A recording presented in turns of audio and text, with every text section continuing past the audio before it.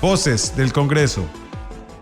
Bienvenidos a este espacio Voces del Congreso, el espacio donde le damos voz a los diputados para que puedan comentar acerca de los temas que están, a los que le están dando seguimiento desde su despacho y sobre todo también en comisiones y el plenario legislativo. Hoy nuestra voz invitada es Rosaura Méndez Gamboa, diputada del Partido Liberación Nacional, representante de la provincia de Cartago. Diputada, ¿qué tal? Bienvenida a este espacio Voces del Congreso. Muchísimas gracias, un honor estar por acá y conversar sobre los diferentes proyectos que estamos desarrollando, no solamente proyectos de ley, sino proyectos o acciones que estamos desarrollando también en la comunidad, en el cantón de Turrialba, en el cantón de Jiménez, y en todas las áreas que he estado trabajando durante estos 3 años que ya casi cumplimos, sobre todo en educación, deporte, cultura, actividades de salud, en fin. Usted sabe que cuando uno llega acá se tiene que convertir en hácelo todo y sábelo todo, porque tiene que empezar a entender que de verdad que el país necesita y la ciudadanía apoyo y fortalecer muchísimas áreas que especialmente en esta administración han estado en peligro. Y sobre todo la provincia de Cartago tiene el cantón de Turrialba, que es muy extenso, ¿verdad? Uh-huh. Condiciones particulares porque hay una zona indígena. En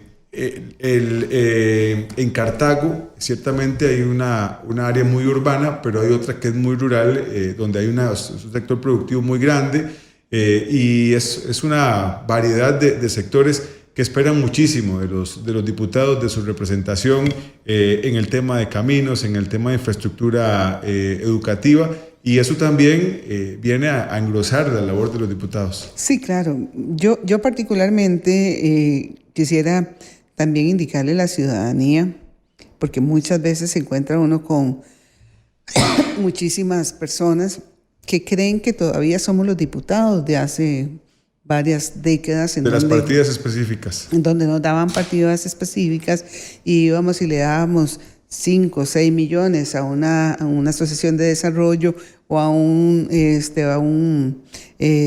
distrito para que desarrollara tal o cual obra que necesitaba. En realidad ya todo eso cambió. Nosotros específicamente, ya se ha dicho en múltiples ocasiones, es que nuestra función acá es trabajar en la legislación y darle mejoras a la legislación nacional en las diferentes áreas que nosotros estimamos conveniente o que nos plantea la ciudadanía. Es más un puente o una intermediación, ¿verdad, diputada, ante los ministerios, la labor que ustedes pueden ejercer a nivel comunal? Una articulación, creo yo. Y yo aquí quisiera decir que gracias a mi experiencia, por cierto, esta semana cumplí 35 años de ser funcionaria del Instituto Tecnológico, y gracias a que por ahí han pasado tantísimos profesionales, he tenido la dicha, la suerte de que me los he encontrado en puestos claves y me han servido, me han apoyado y han entendido que todas las acciones que se hacen desde mi despacho es en beneficio de la comunidad, de los ciudadanos, de los turrialbeños o de Jiménez o de la provincia en general. Y he recibido un gran apoyo destacándose de las personas del MOP, del INDER, de planificación. O sea, es maravilloso encontrarse a los chiquillos, digo yo, que pasaron por el TEC ya convertidos en profesionales. Sí, además una satisfacción. Además una satisfacción, pero además, sí, esa satisfacción, ese orgullo de verlos en esos puestos dirigiendo y bromeándole, porque todavía le dicen profe a uno. Señal de que esos 35 años en educación no han sido en vano. No, yo me siento muy satisfecho. Además, esos años en la educación me dieron las herramientas para entender que este es un paso transitorio y que uno está aquí para seguir aportándole al desarrollo del país y a cumplir las funciones que le asignó la comunidad, la provincia o los ciudadanos que lo eligieron. Hablemos, diputada, del tema de educación. ¿Cómo valora la educación en este momento en el país? Bueno, yo estoy muy preocupada por el funcionamiento del MEP. Yo, en realidad, cuando llegué aquí en el 2022, tenía poco conocimiento de cómo era el funcionamiento a lo interno del Ministerio de Educación. Encuentro un ministerio que estuvo prácticamente 3 años sin una cabeza que, vamos a ver, doña Ekaterina, una persona a quien respeto, probablemente tenía muy buenas intenciones, pero no tenía una hoja de ruta concreta con una propuesta metodológica para alcanzar objetivos, metas en su periodo. Y ella, como bien lo decía, tenía su ruta de la educación en su cabeza, pero los que hemos estado, sí, se la llevo, los que hemos estado en esto y en temas de formación, sabemos que todo tiene que estar estructurado y uno, si desarrolla una propuesta, con esa propuesta, va haciéndole check, bueno, en este semestre hicimos tal cosa, en el otro semestre tenemos tal cosa, y cómo estructuramos esa propuesta, esa hoja de ruta para que la educación funcionara. Y definitivamente se la llevó en su cabeza, tanto que entiendo que el actual ministro en algún momento dijo que se apartaba de la ruta de la educación que se tenía. Yo sí creo que la educación en este país, ese batallón de profesionales que tenemos y que tienen el compromiso de darle esa formación a nuestros niños y a nuestros jóvenes, son un recurso súper valioso de este país, que tienen una formación, que tienen una calidad y una capacidad para dar ese paso diferenciador que podría tener nuestro país o que ha tenido nuestro país en la región y en el mundo, pero no han tenido los recursos y en los últimos años los han puesto a desarrollar tantas actividades administrativas, a tantas actividades informativas, que lo esencial que ha sido la formación de los niños, el transmitirle el conocimiento o prepararlos para la vida, se ha quedado olvidado. ¿Está en crisis la educación? Yo creo que el apagón está en negro, o sea, y no encontramos dónde está el interruptor, ¿verdad?, para prenderlo.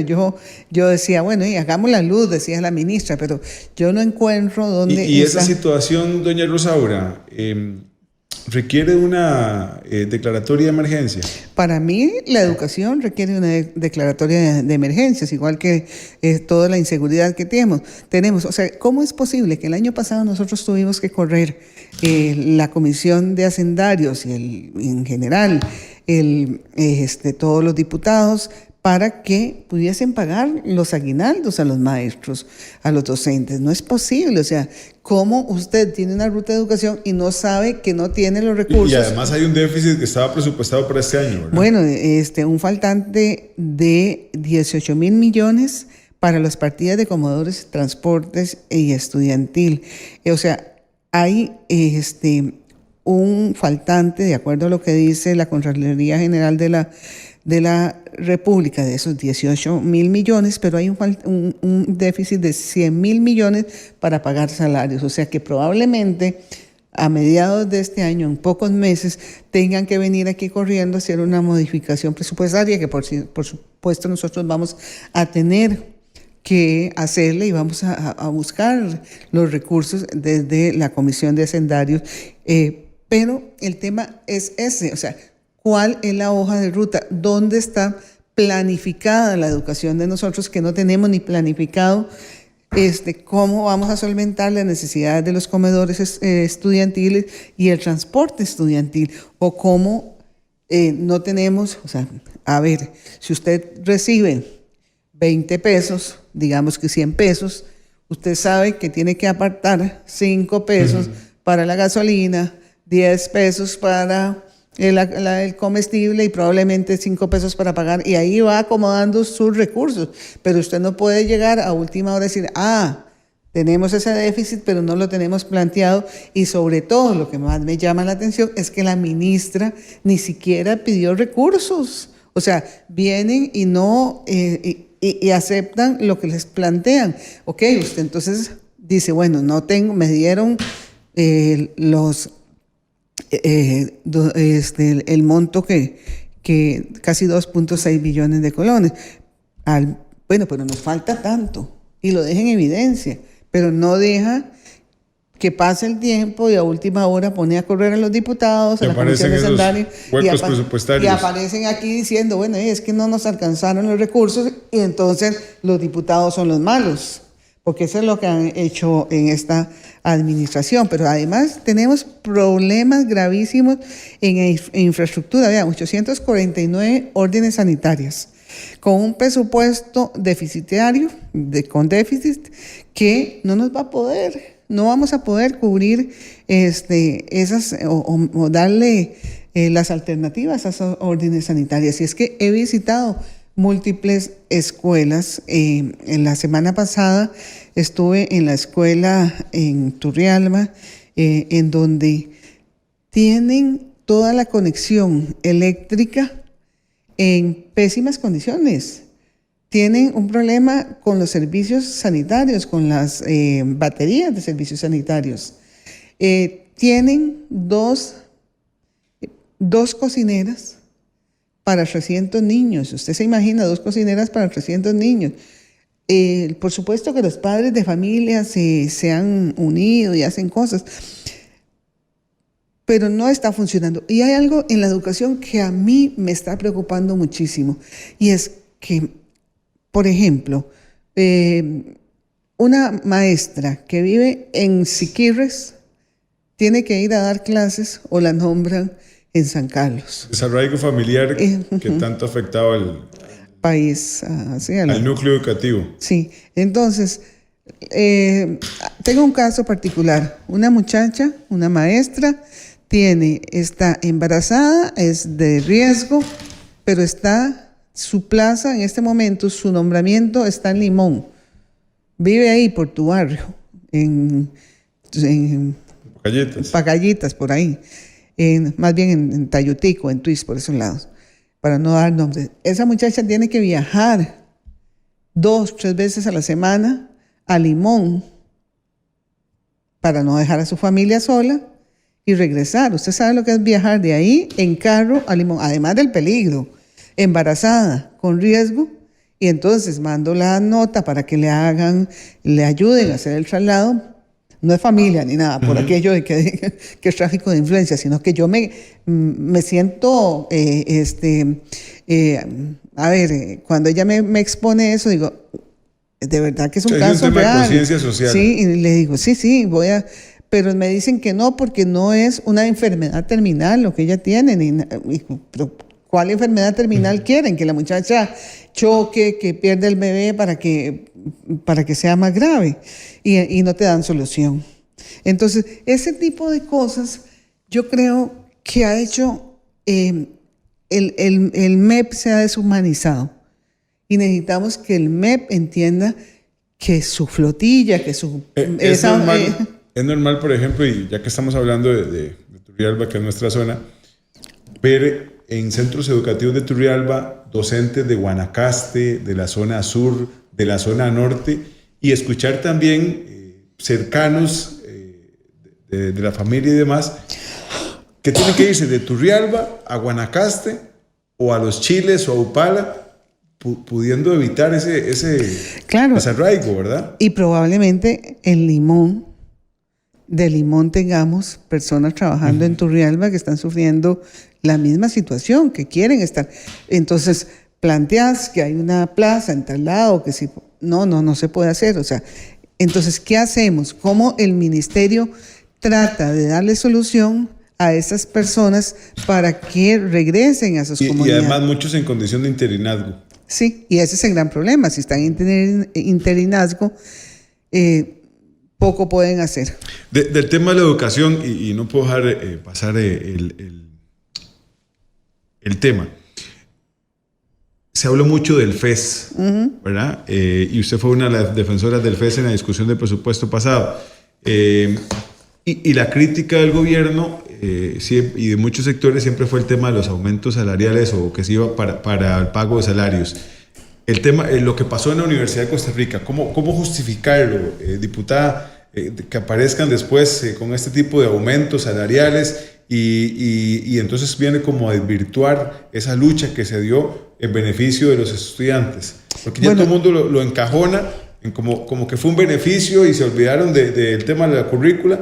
Y entonces eso viene a ser como un lunar, ¿verdad? En el tema de la discusión de presupuesto. Yo no he querido ahondar mucho por la afinidad también que tengo con el señor rector. Entiendo que ese fue un acuerdo que se dio previo a cuando él asume la rectoría. Creo que no es correcto un aumento de tal magnitud, especialmente cuando yo conozco y he vivido 5 años sin aumento en una institución como el Tecnológico. Pero aquí el tema es que eran 4 o 5 personas específicas que supuestamente le hicieron el aumento porque eran de altos cargos directivos. Yo particularmente creo que eso en el TEC nunca se puede dar. Eso fue un acuerdo que se tomó en la UCR y no debería darse. Pero sí quiero aclararle a los ciudadanos que desde mi experiencia de 35 años en el Tecnológico, un aumento de ese tipo en el Tecnológico nunca se daría porque sería cuestionado a lo interno y no procede por las normativas fue un mensaje institucionales. Inapropiado después de lo que pasó con la discusión del aumento, ¿verdad? Del presupuesto para el FES. Bueno, se sabe que yo soy defensora del FES, pero no le puedo decir que no, sí. O sea, quisiera decirles que no es un mensaje inapropiado, pero que gracias a todo esto que se dio en la información, toda lucha mediática que se dio desde afuera, se hicieron los cambios, pero realmente no debió haber pasado eso.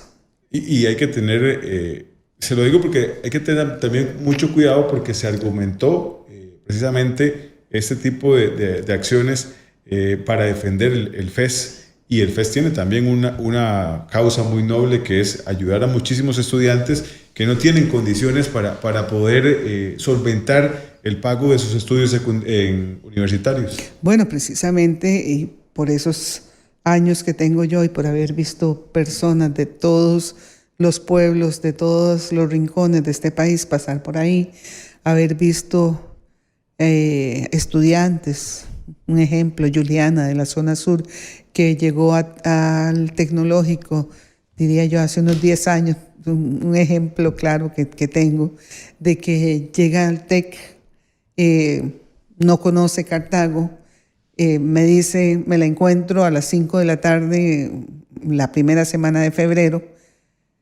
y me dice, yo me la acerco porque la veo triste, y me dice, es que yo venía a estudiar al TEC, pero supuestamente me voy a ir a vivir a una casa en San Ramón de Tres Ríos. Yo nunca me imaginé que yo tenía que viajar tan largo. Hasta hoy que vine en la mañana y tuve que tomar buses, sé que me es imposible, me voy a tener que devolver.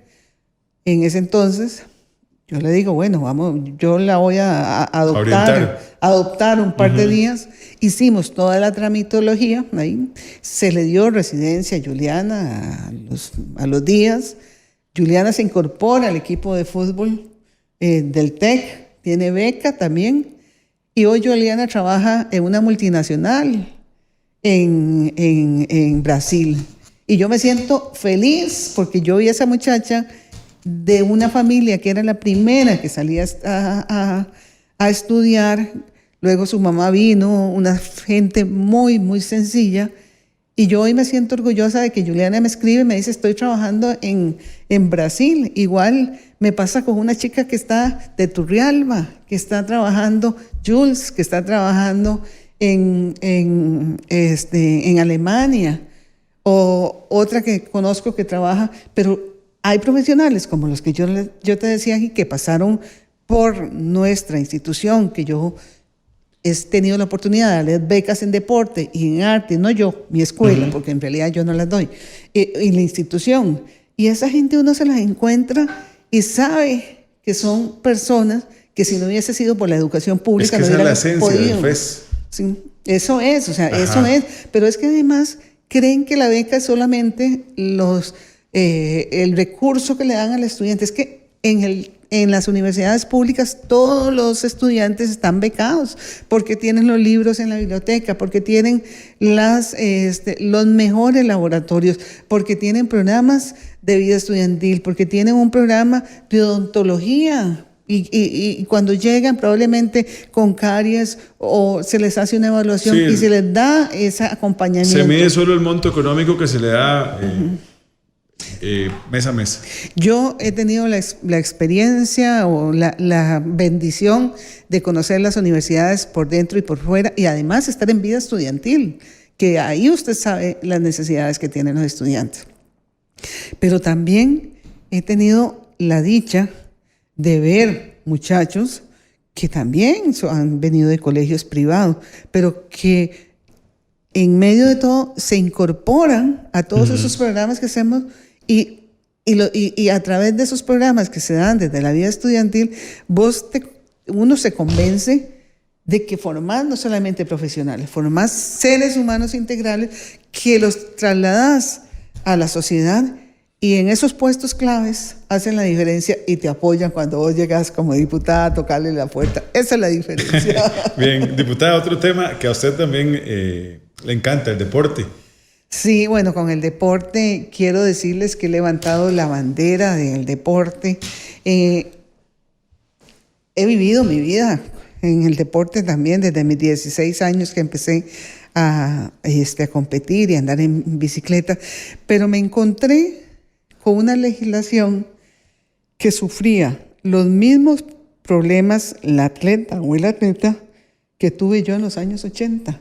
Falta de recursos, falta de apoyo técnico en las comunidades y planteamos diferentes proyectos. Tenemos cerca de 5 proyectos en este momento ya en el plenario. Por ejemplo, una ley para el fortalecimiento de los comités cantonales de recreación, en donde lo que se pretende es darle la posibilidad de que la gestión del deporte desde la comunidad sea adecuada y con recursos. Un ejemplo clarísimo, los Juegos Nacionales han perdido muchísimo músculo. Sobre todo en inversión, ¿verdad? Porque antes Juegos Nacionales era el equivalente a infraestructura nueva y eso era quizás el principal legado que tenían los cantones. Bueno, es que yo creo que el otro proyecto es darle la fortaleza administrativa al ICODER para que gestione lo que corresponde desde su instancia, desde su instancia directiva, que sería el director o el Consejo de Deportes. Y debería haber un ministro con cartera. Yo creo que lo que hay que darle es agilidad y capacidad de gestión al ICODER. Yo creo que no debe ser político el deporte de este país, porque si no se empieza a utilizar como una herramienta. Creo que el Consejo nuestra propuesta es mejorar y hacer eficiente la estructura administrativa del deporte, dándole le damos un rango de institución autónoma. Es una especie de, como actualmente está el Ministerio de Turismo, en donde existe una junta directiva, no un consejo de deportes, una junta directiva en donde la dirija el presidente, que sería en este caso el director nacional, y pues mayor... un ente rector con total autonomía. Con autonomía. Eso es lo que estamos planteando, pero además no solamente estamos planteando esa modificación en la estructura, es que creemos que el movimiento deportivo debe ser considerado desde las bases, que los comités cantonales tienen que tener una relación directa también con el ICODER, no solamente con las municipalidades, porque quien es el ente rector del deporte en este país es precisamente el ICODER, y es un divorcio, no sé qué fue lo que pasó en algún momento y se sacó, pero debe haber un trabajo ahí. Hay también otros sectores que podrían estarle aportando a el deporte, como es el tema de las bebidas con contenido alcohólico, que son, ha sido cuestionado, satanizado en muchos casos, de cómo vamos a tener una valla de X bebida en un estadio, pero la tenemos a la salida del estadio en todas las vallas que están afuera.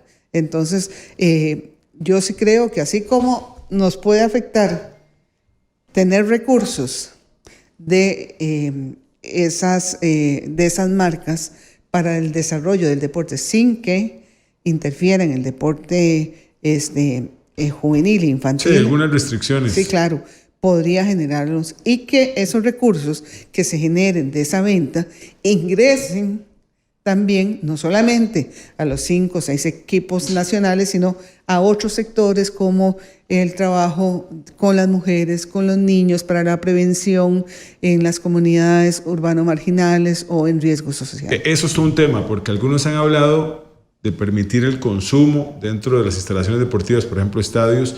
Otros simplemente el tema de la publicidad, que es muy diferente, ¿verdad? O sea, la valla, el logo en el uniforme, eso sí, no se vende licor en los estadios, porque ya eso también lleva una transformación cultural muy importante. ¿Cuál es su posición? Yo sí publicidad. Publicidad y con restricción, ¿verdad? No en uniformes de menores de edad y todo ese tipo de... O sea, no es que le vas a poner a la raqueta de tenis de mesa una marca. Una marca de una o cerveza.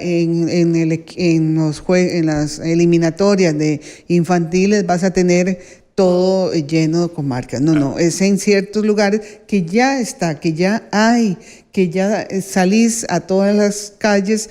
Y además, aquí hay algo importante en los medios de comunicación, en la televisión. Dígame usted, ¿qué restricción tenemos de todo lo que es cable? Uh-huh. Y ahí está todo, y ahí lo vemos, y ahí pasa, y lo tenemos. Sí, y es una forma importante de financiar. Me decía que el tema del ministro no porque politiza el deporte.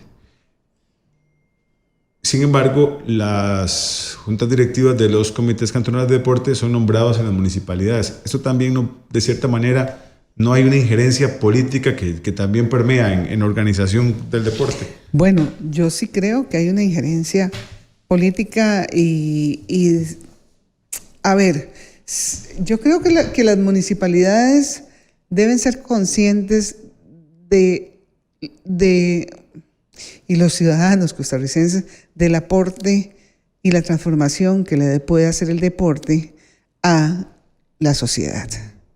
Y cuando nombramos personas para darles impulso político o manejo político, lo que estamos haciendo en las municipalidades es desvirtuando el deporte.